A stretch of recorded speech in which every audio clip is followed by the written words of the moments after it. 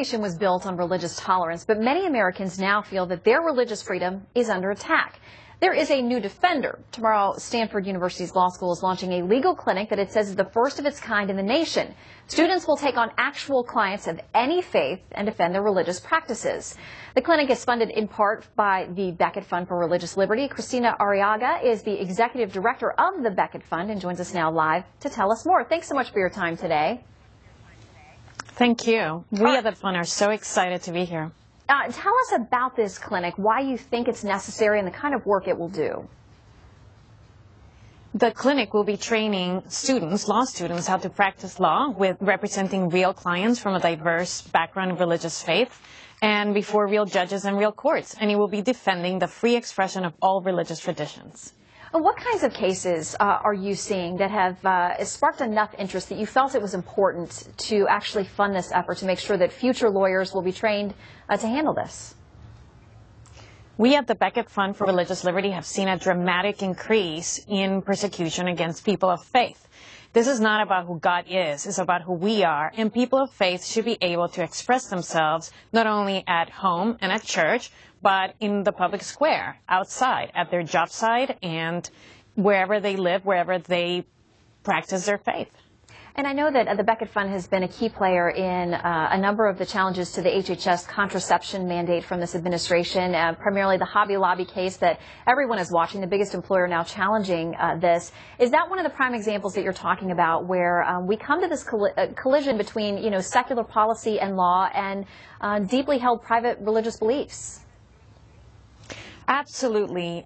We are representing Hobby Lobby, and we're also represented several nonprofit clients who have seen this administration try to violate their religious beliefs. And this is something extraordinarily. Only 20 years ago, there was broad bipartisan support on the Hill, and there was the most important piece of religious liberty legislation passed, Religious Freedom Restoration Act. Americans stood firmly on behalf of religious liberty. We have never seen the government try to violate those religious convictions, not only when it comes to the HHS mandate, but also the rights of pharmacists not to distribute drugs that they have an opposition to, or even saying the words under God in the Pledge of Allegiance. I mean, I know that even here there's been a lawsuit over the words under God on some of the new Capitol Visitor Center buildings and other things. I mean, it seems like there are more and more of these challenges going on. How did we get to where we are now, where there is a need to staff up and be prepared to fight back? There is a great confusion about what is the true nature of religious liberty. The government is not supposed to interfere with what's in here and what's in here. My parents came from Cuba and came to this country, as many immigrants did, understanding that their beliefs would be respected in all aspects. However, there is a great misunderstanding that expressing those religious convictions and those religious beliefs outside of the home has become something that is offensive. There's no law against being offended.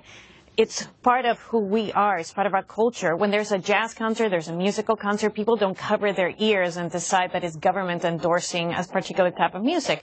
We all have an understanding of religion as part of who we are, as part of our culture.